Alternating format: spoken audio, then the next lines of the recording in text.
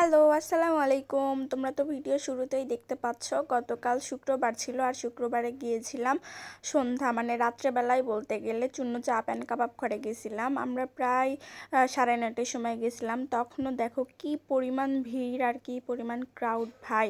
আমি হয়তো ভাবছিলাম যে এই সময় গেলে হয়তো ফাঁকা থাকবে, পরে যে দেখি না ভাই, অনেক ভিড়। শুক্রবার তো এই জন্য মনে হয় এত ভিড় ছিল। তো এখানে আমি দেখাচ্ছিলাম যে দেখো কি পরিমাণ ক্রাউড।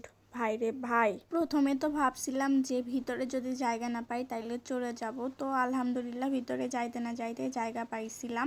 পরে এখানে পে ফার্স্টের জন্য বিল দিতে যাচ্ছিল, বিল দিয়ে টোকেনটা নিতে যাচ্ছিল। তো এখানে আমার যে আমাদের টোকেনটা নেওয়ার জন্য প্রথমে টাকা দিয়ে দিচ্ছিল।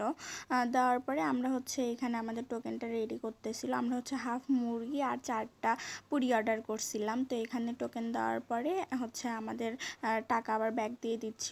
পরে এখানে টোকেন নিয়ে এসে বসতে না বসতেই আমাদের টোকেনটা নিতে আসছিল। টোকেন নিয়ে সিরিয়াল ওয়াইজ খাবার দিবে। তো এখানে নিয়ে গেল, নিয়ে যে আমি বসেছিলাম, বসে থেকে এই যে আমি তোমাদেরকে মূল্য তালিকাটা দেখাচ্ছিলাম খাবারের, তোমরা এক ঝলক দেখে নিতে পারো। পরে বসে থাকতে না থাকতেই দেখি অনেকক্ষণ বসেছিলাম, পরে আমাদের খাবারটা নিয়ে আসতেছিল, নিয়ে এসে যে এখন এই যে আমাদেরকে দিবে। আমরা এখানে 2টা পুরি অর্ডার দিছিলাম আর হাফ মুরগি অর্ডার দিছিলাম। আমাদের জানি 3টা করে পুরি দিছিল। পরে অবশ্য আমরা সেটার টাকাও দিছিলাম, এক্সট্রা আমরা আরও নিছিলাম। পরে সেটা অ্যাড করে টাকাটা দিয়ে দিছিলাম। তো এখানে আমি দেখাচ্ছিলাম যে পুরি, সালাদ আর মুরগি। তো এখানে আমি একটা মুরগির পিস নিয়ে খাওয়ার ট্রাই করতেছিলাম। অনেক গরম ছিল, খাইতে পারতেছিলাম না।